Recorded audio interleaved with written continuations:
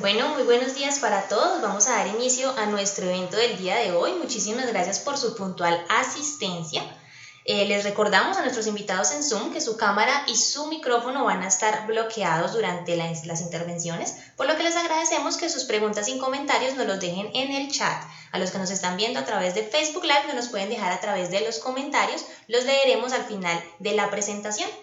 De nuevo, muchísimas gracias por estar con nosotros. Para presentar a nuestro invitado del día de hoy, le doy la bienvenida a Dairo Rodríguez, presidente de Coordinar Seguridad. Muy buenos días, Dairo.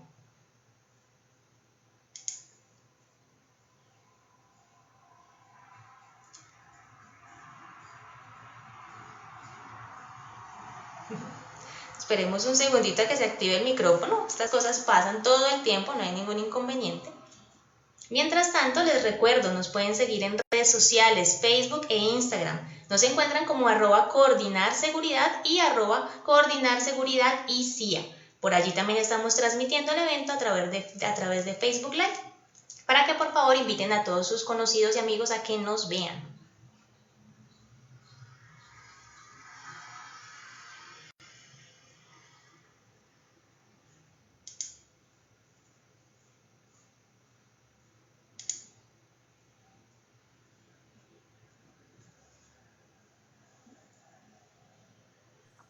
Muy buenos días, mi nombre es John Freddy Castaño, gerente de Coordinar Seguridad. Muchísimas gracias a todos los que nos acompañan el día de hoy.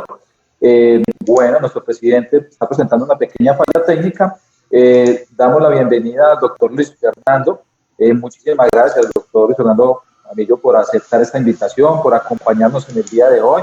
El tema de hoy es un tema bien importante, sobre todo porque lo vamos a ver y lo vamos a centrar en la región, un tema económico. Muchísimas gracias, Francisco, nuestro facilitador, el enlace con muchos de nuestros contactos, nuestros invitados. Yo le voy a dar la palabra a Francisco para que nos haga una presentación oficial y más formal de nuestro invitado para el día de hoy. Bienvenido, Francisco.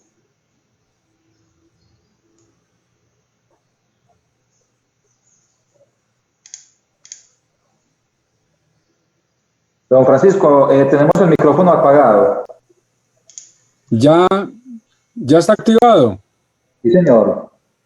Listo, perfecto. Bueno, muy buenos días a todos los que nos acompañan. Y en el día de hoy, pues es un placer poder presentar a Luis Fernando Jaramillo sobre la charla de economía regional frente al COVID. Yo creo que puede ser una de las personas más calificadas y que tiene mejores datos para ir teniendo de pronto como un panorama de qué es lo que se nos puede avecinar, y en últimas es el ejercicio que hemos estado haciendo. Entonces, para mí es motivo de orgullo poder presentar un profesional de estas características, pero por encima de eso es poder presentar ese ser humano que es así de bueno como es en su parte profesional. Entonces, Luis Fernando, muchas gracias por la invitación, por aceptar esta invitación, y adelante.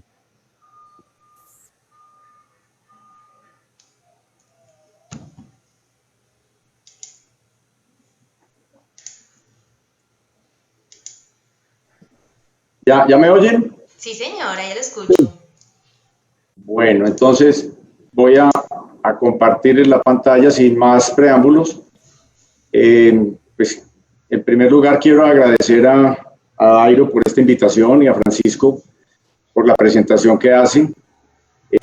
Vamos a tener en este día una aproximación a la economía regional de cara al COVID y a las implicaciones que eso está teniendo en la economía de nuestro terruño. No ha sido sencillo conseguir información de esta región, sin embargo, pues logramos aproximarnos a algunos datos. Lo que pretendo es que cuando terminemos tengan ustedes elementos y un conocimiento adicional para que puedan manejar mejor sus empresas y que tengan pues alguna posibilidad de adaptarse mejor a este medio tan complejo en el que nos ha tocado viviendo. Lo que pasa en Risaralda es muy parecido a lo que pasa en Colombia, y lo que está pasando en Colombia pues no es exclusivo de este país. Esto viene de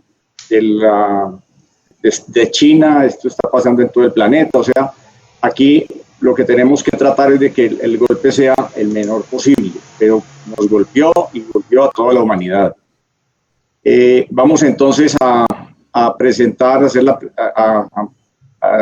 a iniciar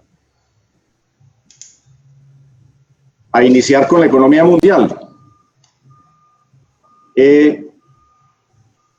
Las proyecciones de crecimiento que tienen las diferentes entidades internacionales son, pues para el año 2020, la más optimista está del orden de un decrecimiento de la economía mundial del 3.8%. Y la más pesimista está en el 7.6%.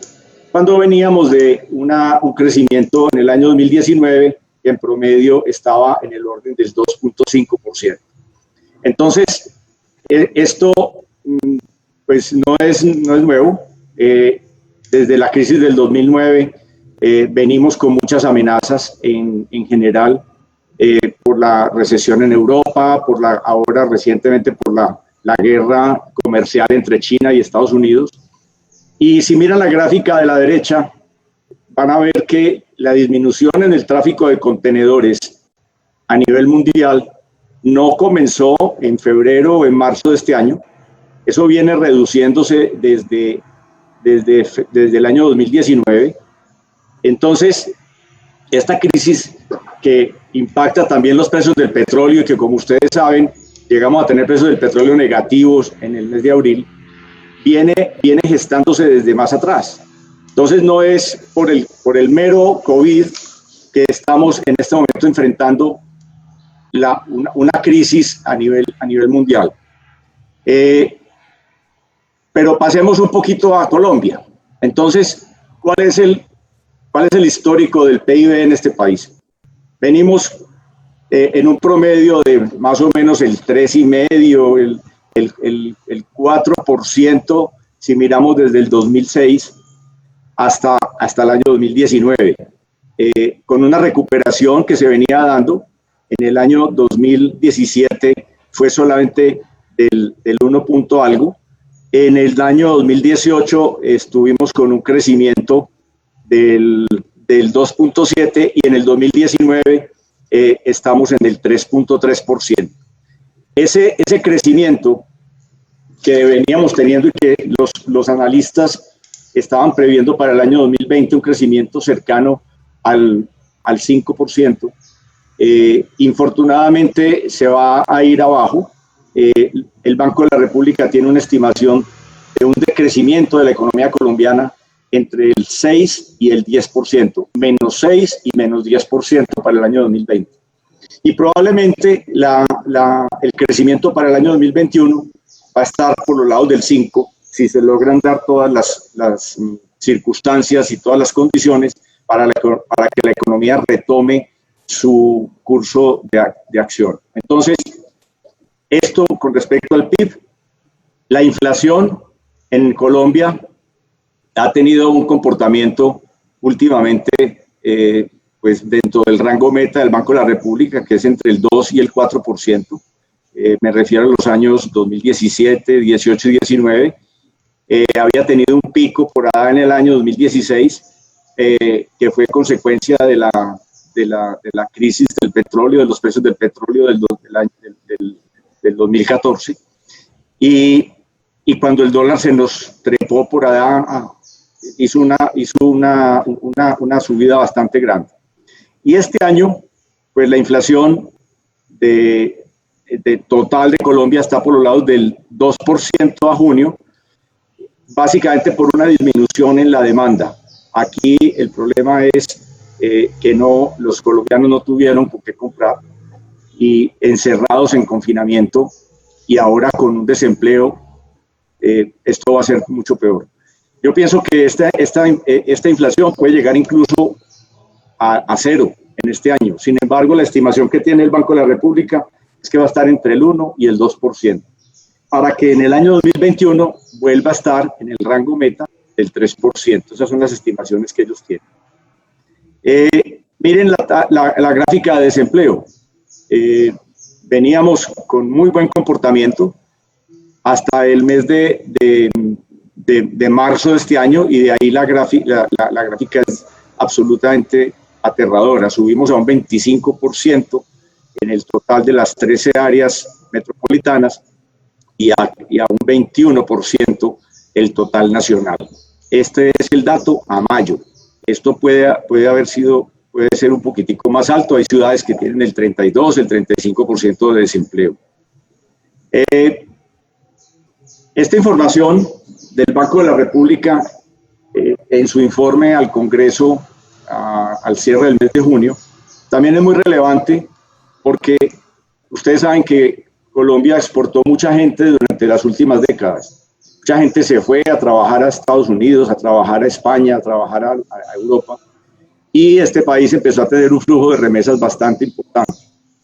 Es tanto que a nivel nacional se habla de que el 3% del ingreso nacional es del orden es producido en las remesas, pero en esta región, en particular en el eje cafetero, esa cifra puede llegar a ser el 10%, de que los ingresos de esta región pueden estar en ese nivel. Y miren la caída que tuvieron las remesas en el mes de marzo, 23% en total en el segundo trimestre. Entonces esto también va a tener un impacto muy grande en esta región, porque como les decía, tiene una importancia más grande en el departamento de Risaralda y en el eje cafetero que lo que tiene en el resto del país. Esta información la obtuve de Credit Corp Capital, que es un comisionista de bolsa, en donde hacen un análisis y dicen que la recuperación será lenta por un menor espacio fiscal y un efecto en los balances de las personas. Básicamente lo que dicen es que hoy somos más pobres que en el año 2019 y que la recuperación va a ser un poco más lenta que lo que se estaba previendo. La economía en este momento estiman que esté operando a un 70-80%, mucho mejor que lo que fue en el mes de abril, que estuvo al 35 o 40%, y hablan de que Colombia, por ser Bogotá el 30% de los casos y tener una importancia menor que lo que es las capitales en Chile y en Perú, entonces es posible que la recuperación sea un poco mejor. El consumo se está recuperando gracias a las ayudas estatales y a los días sin IVA. Sin embargo, han dejado el mercado laboral 5 millones de personas. Estos caballeros están esperando una reducción del PIB del 7% y una reducción al 4-8% en el 2021. La caída pues en la confianza del consumidor y en el gasto en los hogares es dramática, y lo mismo en las expectativas de inversión.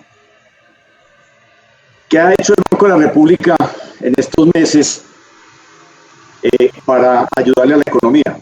Primero se enfocaron en darle liquidez al sistema financiero y en segundo lugar a sostener a los bancos para que pudieran tener la liquidez suficiente, y de hecho rebajaron el encaje bancario del 5 o 7% al 2%.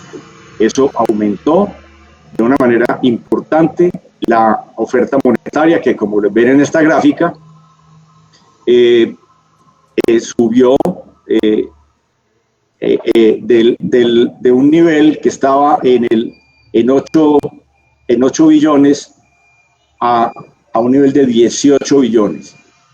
Me devuelvo un poquito acá para destacar que el Banco de la República ha irrigado la economía algo así como 40 billones de pesos adicionales. ¿Sí?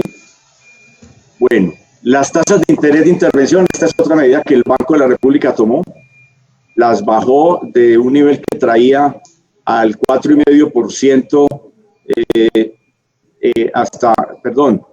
al 3,5%, al 4,5%, ¿sí? Y las ha bajado en este momento, está en el 2,5%. Hay países, sobre todo las economías desarrolladas, Esa tasa de intervención hoy está en el 0. Hay quienes critican que el banco no se ha bajado a ese nivel. La verdad es que la inflación todavía no está por esos niveles y seguramente el banco se va a tomar un tiempito adicional en llegar a esos niveles, pero es posible que llegue por allá. Muy bien. La deuda externa es otro efecto que ha tenido esta pandemia.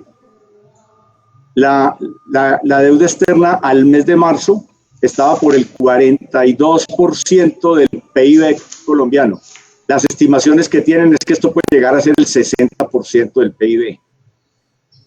El esfuerzo que está haciendo el gobierno es heroico, es muy grande en soportar a las empresas y eso ha generado endeudamiento adicional, no solamente externo, sino también interno, al emitir títulos para poder soportar todo el gasto que está haciendo en los subsidios de nómina y en un menor recaudo de impuestos, por supuesto con las exenciones de IVA en las que se ha embarcado el gobierno durante este año y de impuesto al consumo. Entremos un poco a la situación regional. Aparentemente lo peor ya quedó atrás, pero la recuperación será muy lenta. Según FENALCO, 2/3 partes de las 26.000 empresas medianas y pequeñas que hay en Risaralda se han visto afectadas por la crisis y se han perdido 10.000 empleos. Es dramático que en Risaralda el desempleo pasó el año pasado del 8,5%, con un desempeño bastante bueno en ese sentido, por debajo de la media nacional, a un 20,7% de desempleo en este momento. El Banco de la República en Manizales tiene una encuesta que hace mensualmente a las empresas que se llama Pulso Económico Regional. En estas gráficas estamos viendo lo que ha sido el comportamiento de los diferentes sectores de la economía del eje cafetero y miren la caída que ha tenido desde el 2019 hasta junio del 2020, mostrando ya una leve recuperación. Entonces, ¿cuáles son los sectores más afectados? El comercio, la industria, el transporte, el sector financiero y el agropecuario. El sector de la construcción tiene un comportamiento ya positivo. Este fue el primero que arrancó en el mes de mayo y los porcentajes o los puntos que están acá no significan porcentaje. Sin embargo, los que están por encima de la diagonal en la gráfica de la derecha son los que desmejoraron en el mes de junio. Como pueden ver ustedes, ninguno desmejoró, todos mejoraron, pero sigue siendo negativo frente al año anterior el comportamiento de todos los sectores. Y hay un crecimiento en el sector de la construcción, el único que ha tenido ese comportamiento. Veamos, por cada sector, la industria se redujo, pero a un menor ritmo. Rubros como alimentos, maquinaria de equipo y metalmecánica fueron negativos, pero superaron el resultado anterior y en particular en los últimos 2 casos por retoma de pedidos. Algunos materiales de construcción registraron un aumento ante la reactivación del sector. El comercio continuó en descenso, a pesar de las campañas de mercadeo y el día sin IVA, no han logrado atenuar la caída. Los préstamos del sistema financiero siguieron cayendo. El descenso en el consumo por baja demanda y mayores restricciones para crédito han hecho que la demanda de crédito ha sido muy baja. Mucha gente se queja de que las tasas de interés están altas y que el sector financiero no está atendiendo las necesidades de las empresas. Sin embargo, las estadísticas muestran que hay una disminución también en la demanda de crédito. El sector agropecuario se mostró sin crecimiento y la construcción creció. Como lo decía ahora, es el único que ha venido siendo impulsado por los subsidios anunciados por el gobierno y por las ferias virtuales que han promovido los constructores. Entremos un poquito más haciendo zoom al departamento de Risaralda. El departamento de Risaralda tiene 14 municipios, como ustedes saben, una extensión de 4.140 kilómetros cuadrados, una población de 978.000 personas. Esa participación de la población en el país, en el total del censo en Colombia, es del 1,9%. Y la participación en el PIB nacional es del 1,6%. Como ustedes ven, si la población tenemos una participación más alta que la participación en el PIB, quiere decir que nuestro ingreso per cápita, que es de $5.641 por habitante, pues es inferior al ingreso per cápita que tiene el país, que es del orden de 6.975. Infortunadamente, estas son cifras del año 2018, aún no hay cifras actualizadas al 2019, pero supuestamente las variaciones no son muy grandes. Entonces, aquí tenemos también un tema de importaciones y exportaciones. Las exportaciones per cápita en el departamento son $446 por persona, y resulta que a nivel nacional estamos hablando de $783 por habitante. Y en el tema de importaciones, $564 por habitante, cuando el promedio nacional es de 1.046. Entonces, esto denota una actividad económica un poco más restringida a la que tenemos nosotros. Y aquí es donde tenemos que empezar a pensar de qué es lo que está ocurriendo en Colombia. Esto no es, en Risaralda, perdón, esto no es exclusivo de la pandemia, pero sí es necesario que analicemos qué tenemos que hacer para que estas cifras sean mejores a las que estamos teniendo al menos hasta el año 2018, y podamos tener una perspectiva de mejor desempeño para enfrentar lo que viene, que lo que viene no es nada sencillo. Miremos el departamento de Risaralda en la variación anual del PIB con respecto al promedio nacional, que fue del 2.7. Risaralda estuvo un poco por debajo en el 2.5%. Perdón, 2.5 Colombia y Risaralda el 2.7. Y la composición por sectores, el sector que tiene la mayor participación es el comercio, hoteles y reparaciones, con el 20.5%, seguido de lo que es administración pública y defensa, y después industria manufacturera. El agro está en un nivel del 6.4%, y lo que tiene que ver con minas y canteras, que en el promedio nacional es 5.8%, aquí apenas es el 0.3%. Entonces, qué bueno que pudiéramos tener un PIB más afincado en la industria manufacturera y en actividades productivas que realmente desarrollen transferencia de tecnología.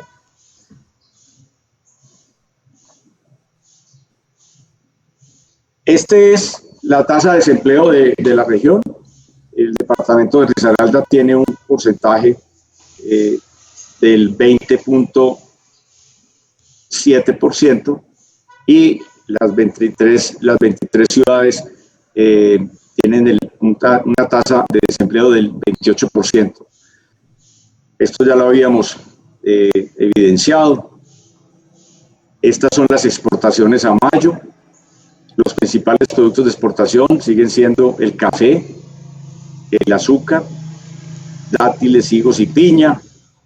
Y los destinos principales son Estados Unidos, Alemania y Países Bajos. Entonces, son cifras que de alguna manera lo preocupan a uno, porque seguimos siendo exportadores de materias primas. Y en importaciones, pues tenemos automóviles, extracto de malta y partes de aparatos y emisores, y los principales orígenes son de China, Estados Unidos y la India. Entonces, esto también nos da una idea de cómo es el desarrollo regional. En motocicletas también tenemos un rubro importante, que es sumando esas rayas son el 6.5%, el 8.5%, muy parecido al tema de automóviles de turismo.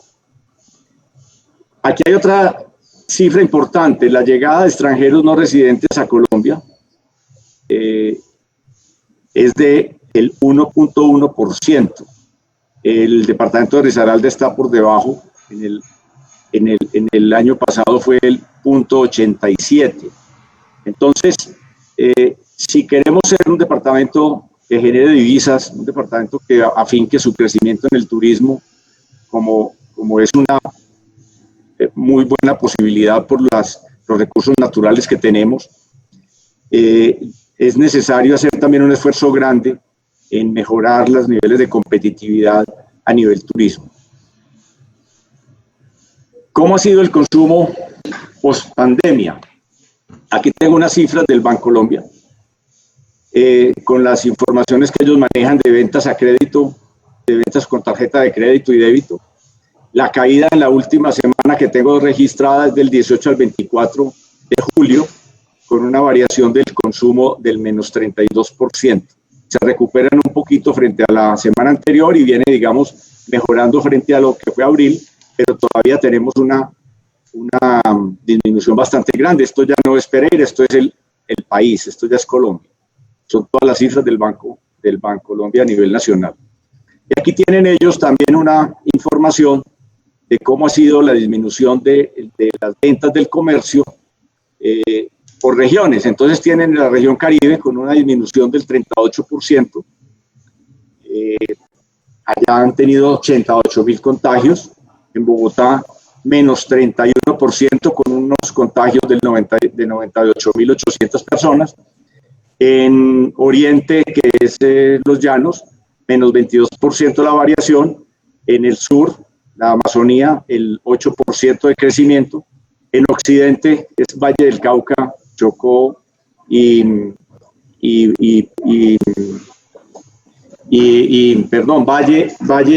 Valle y Cauca, perdón, el menos 28%, y en el centro, que es en donde está ubicado Risaralda, es menos 23%, Antioquia menos 31%. Nótese que donde más contagios ha habido es donde más afectación ha habido al comercio. Aquí está lo que ha sido el cambio en la billetera del consumidor colombiano. En abril, los gastos de mercado se subieron a ser el 63%, cuando veníamos de enero y febrero en un promedio del 25-26%. Y en este momento hemos recuperado a un 37%, quiere decir que la gente, además de mercado, está gastando en otras cosas, como es vestuario, accesorios, en vehículos, en hogar, en salud, en fin. O sea, esto muestra también una recuperación de lo que es el portafolio de lo que el colombiano promedio está consumiendo. ¿Qué pasó con el consumidor colombiano? No va a permanecer como estaba. En cuanto al tema de gastos y consumos, ahora las comidas fuera de casa fueron reemplazadas por comidas en el hogar. El consumidor está prefiriendo las cadenas que le garanticen buenas prácticas alimentarias, con bioseguridad, con inocuidad en la preparación de los alimentos, con mucha más rapidez. Está buscando por internet, prefiere consumo de artículos congelados, y está buscando también producto colombiano. Los momentos de compra, al final quiere también, en este momento de pospandemia, volver a consumir lo que no pudo durante los meses de confinamiento. Y yo creo que ya se ha interiorizado a nivel de toda la población el respeto por las normas sobre el tema de los tapabocas y de todas las normas de distanciamiento social. El consumidor en el resto del mundo tiene unas tendencias que de alguna manera son parecidas a las nuestras. Apoyo a las marcas locales, yo creo que esa es una tendencia en Colombia que va a ser muy importante de aquí para adelante. Ya hay muchas campañas en ese sentido. El aumento del cuidado en la salud usando productos que lo reflejen, aumento del consumo en casa, miedo a salir, volver a lo esencial, preocupación por el medio ambiente. Esta es una macro tendencia que viene desde hace muchos años. Incremento de la preparación de comidas en los hogares y el uso de plataformas digitales para divertirse, aprender y cocinar.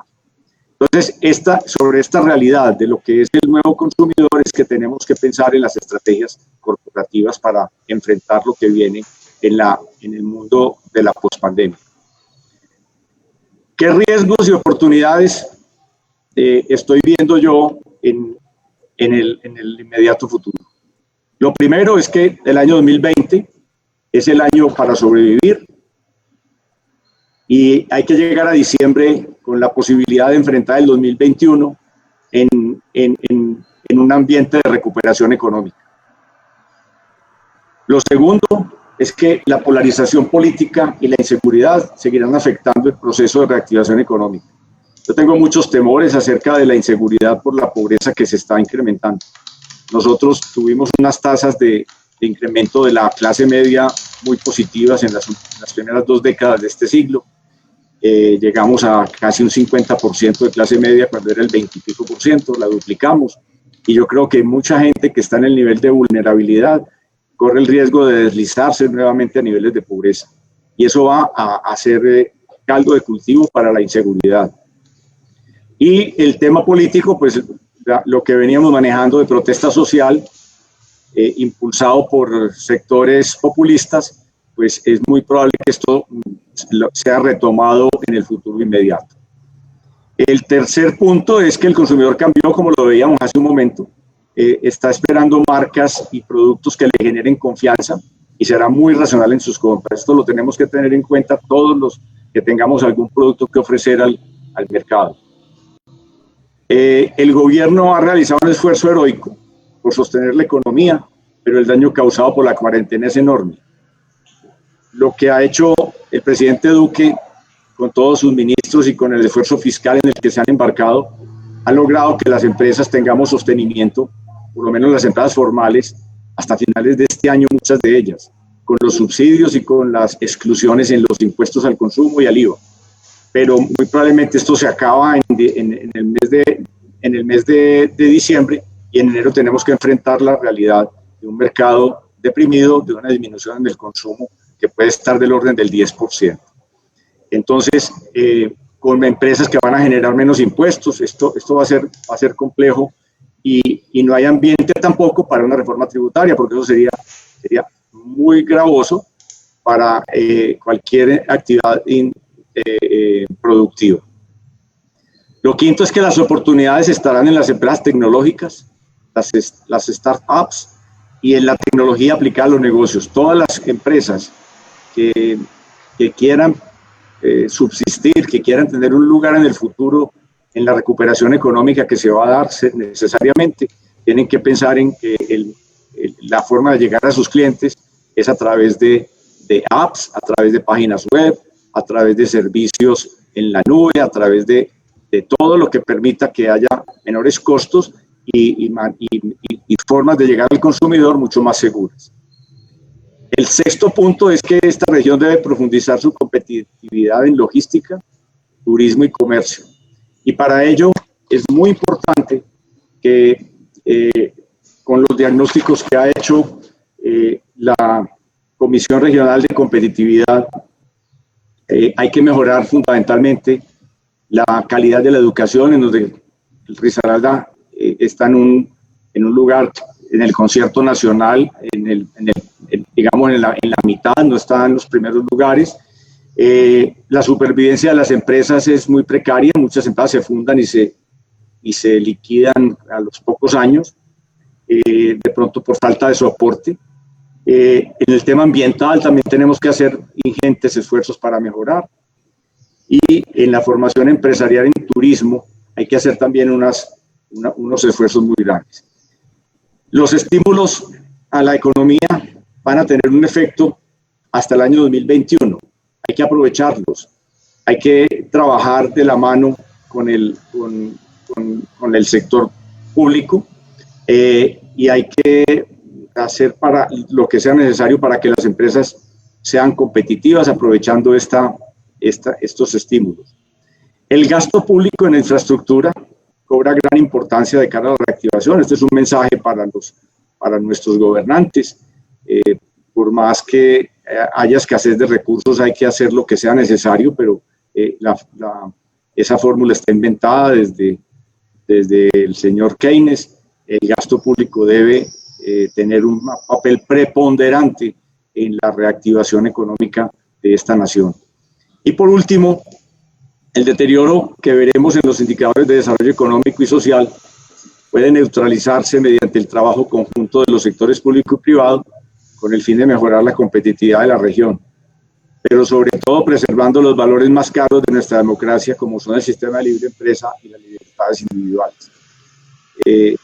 Lo que yo les decía ahora de protesta social, de caldo de cultivo para la inseguridad, puede ser aprovechado también por el populismo para hacerse con el poder en el año 2022.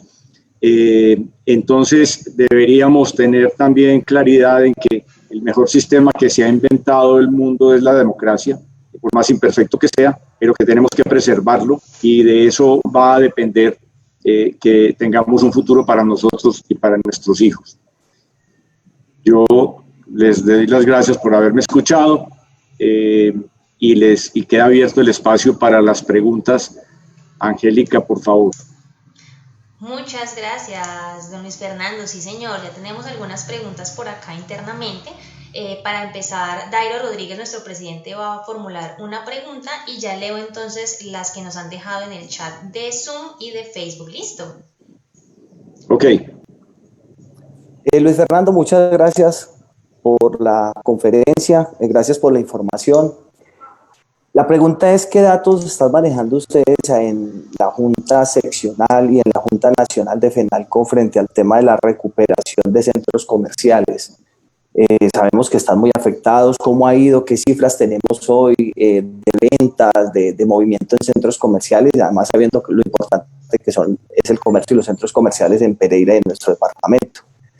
¿Y cómo lo proyectan ustedes? Si tienen alguna luz, si tienen algunas cifras para ver en cuánto tiempo se podría ir mejorando o incrementando las ventas. Sí, Dairo, esa es una pregunta bastante compleja. No es un tema que se tenga una estimación. Yo creo que lo más difícil es la incertidumbre que estamos manejando. En la misma junta directiva de FENALCO nacional y en la mía, en Frisbee, donde yo trabajo, no tenemos aún cómo proyectar un 2021. La incertidumbre y predecir el futuro es muy complicado.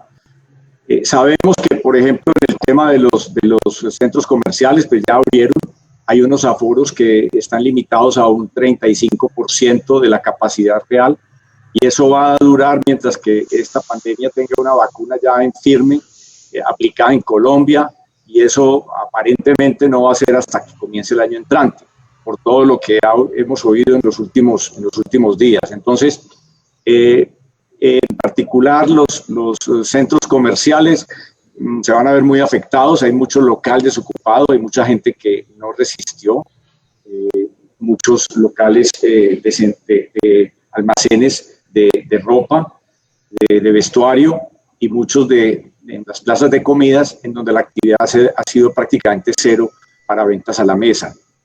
Entonces, no va a ser fácil el sostenimiento de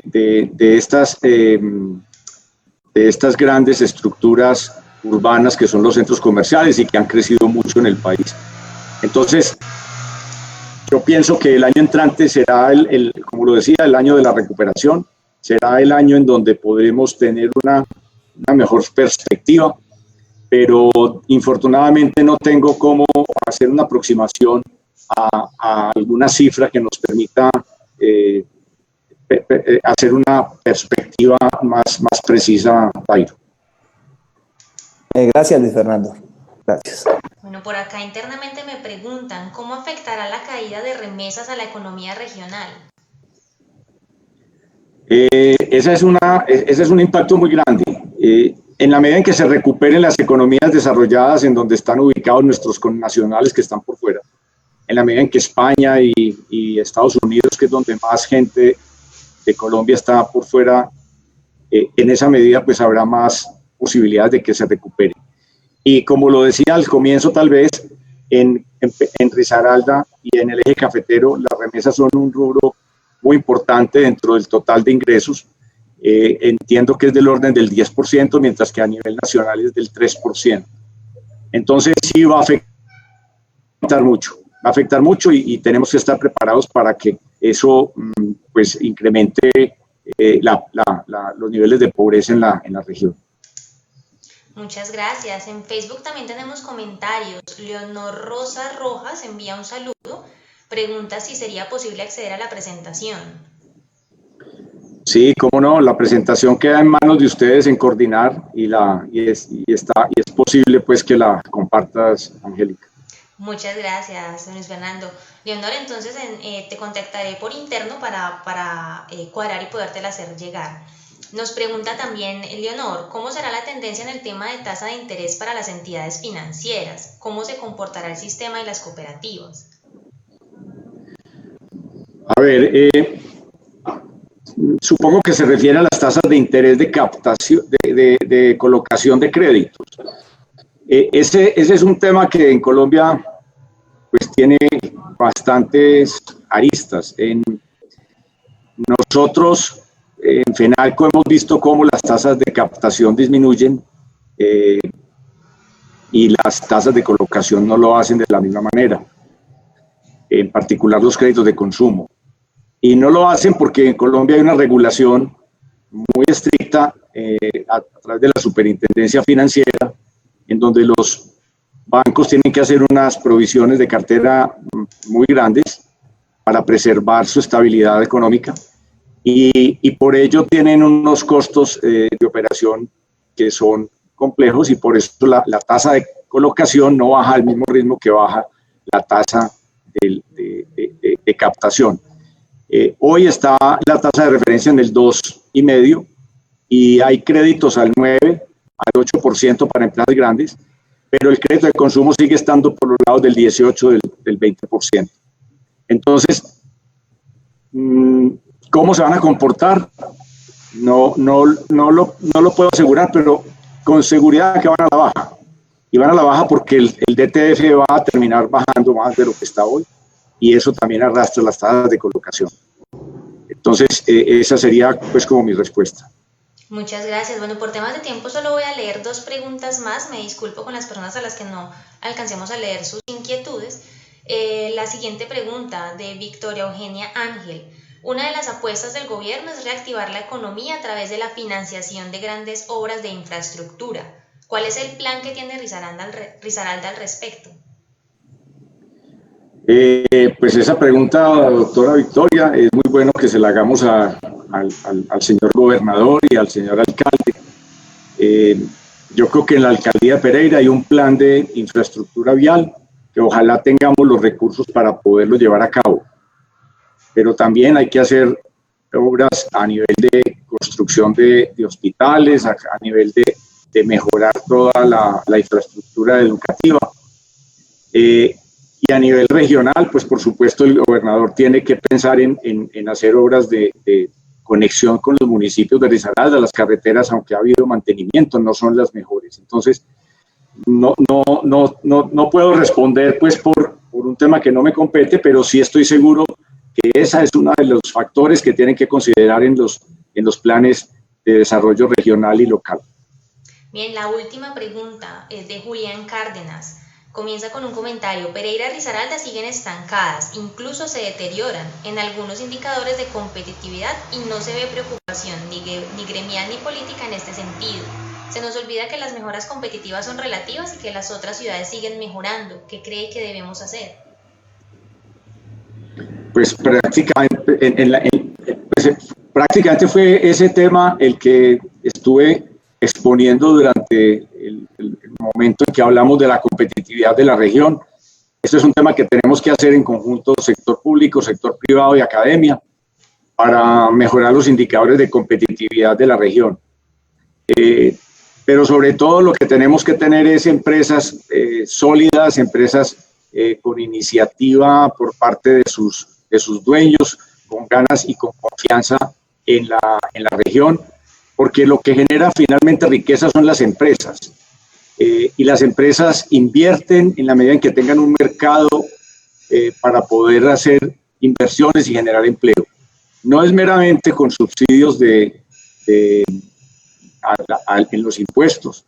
Eso es necesario, pero no es suficiente. Las empresas, para poder crecer, para poder invertir, tienen que tener primero una infraestructura que les permita de servicios públicos, de vías de comunicación, de conectividad, tener elementos para la competitividad con otras regiones del país. Y en segundo lugar, tener un mercado con una población que tenga ingresos, que sea un mercado en donde la gente tenga confianza de invertir en la región. Entonces, esa sería pues como mi respuesta. No veo claridad en los gobiernos en una política que nos lleve a tener confianza en que eso se va a resolver a corto plazo, pero sí veo intenciones de hacerlo. Sí veo que hay como la iniciativa en algunos sectores de la administración pública. Muchísimas gracias, don Fernando. Vamos a dar cierre entonces a nuestra actividad del día de hoy. Le doy la bienvenida a John Freddy Castaño, gerente de Coordinar Seguridad, que nos va a hacer una invitación para el próximo evento. Bienvenido, John Freddy. Muchas gracias, Angélica. Muchísimas gracias, doctor Luis Fernando Jaramillo, por su acompañamiento el día de hoy. Una temática bien importante en la región, pero sobre todo porque fue muy oportuna. Es un momento donde debemos revisar todos estos datos para lo que usted muy bien nos decía, un futuro de incertidumbre, pero que podemos ir con el día a día y con toda esta información poder trabajar al interior de las compañías para seguir en la estabilidad. A todos ustedes por acompañarnos en este Tinteando con Coordinar, y antes de irnos, pues invitarnos para nuestro próximo encuentro, viernes 28 de agosto a las 11:30 de la mañana. Tendremos un invitado muy especial, el doctor Luis Fernando Sanz González, quien nos hablará sobre el COVID-19, estadísticas, modelos y pronósticos. Muchísimas gracias por acompañarnos. Los esperamos el próximo 28 en todas nuestras plataformas y nos vemos en un próximo Tinteando con Coordinar. Generamos razones para vivir. Muchas gracias. Gracias a todos. Feliz almuerzo. Que estén muy bien.